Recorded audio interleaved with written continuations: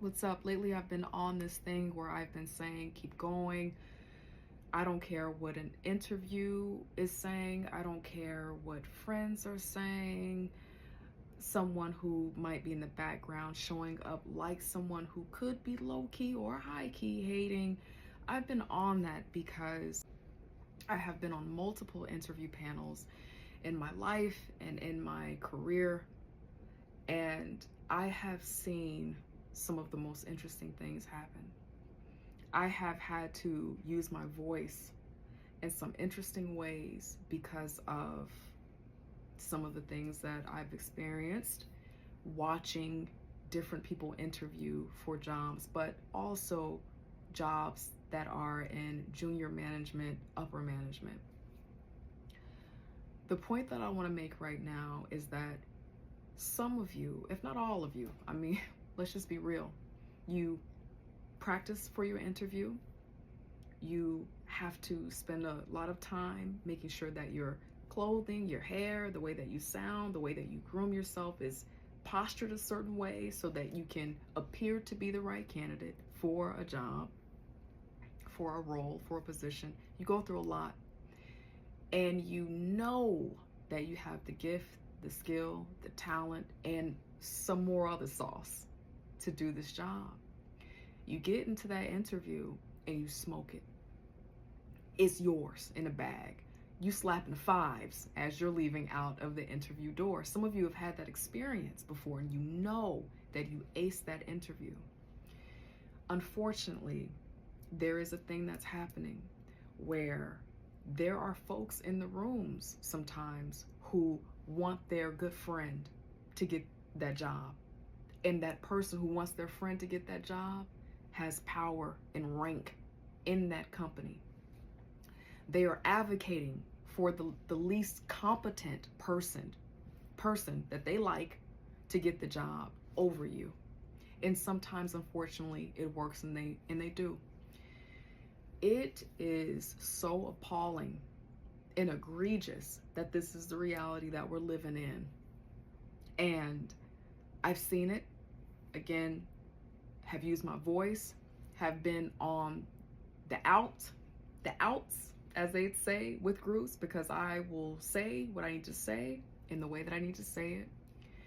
And I want you to know that when you go after a job and you know that you smoked that interview, you aced that interview, I need you to keep that confidence, because there are systems in place. There is an inner working with many of these organizations that use bias, have a biased, limited, minuscule idea about what a candidate looks like to be good for that role.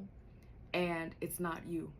It's not you that needs to rethink everything because what happens is that if you go into an interview and you don't get the job, you tend to think that maybe I wore the wrong thing, or I shouldn't have worn my hair like this, or I shouldn't have groomed like this. Did I say the right thing, the wrong thing? I should have answered you can drive yourself into an interesting place like that because you just know that you did well. Friend, you did do well. There are some things that are in place designed to keep you out. I'm not saying this to trigger you. I'm not saying this to incite more anxiety or to re-piss you off, right? Because that can happen too. I'm saying this because these are the reasons why you have to keep going.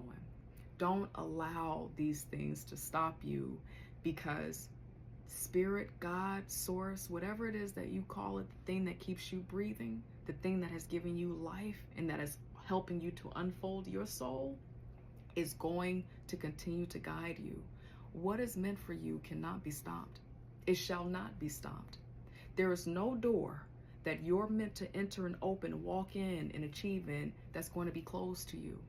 I just don't want you to be distracted by these systems that are man-made that could have the potential of weakening, defeating, and crumbling a sense of self-confidence.